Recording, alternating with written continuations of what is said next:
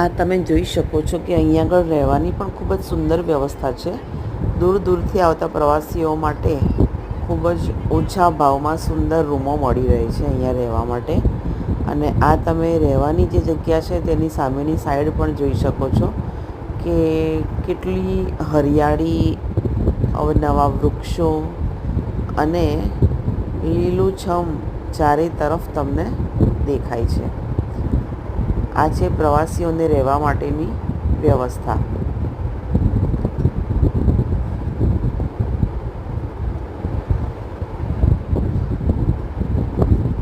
આ તમે પાછળના ભાગેથી મંદિર જોઈ શકો છો. રહેવાની વ્યવસ્થા મંદિરના પાછળના ભાગ તરફ આવેલી છે અને જ્યાં જુઓ ત્યાં તમને સ્વચ્છતા જ જોવા મળે. એક પણ કાગળિયું કે કચરું કે પાંદડું તમને ત્યાં જોવા મળે નહીં.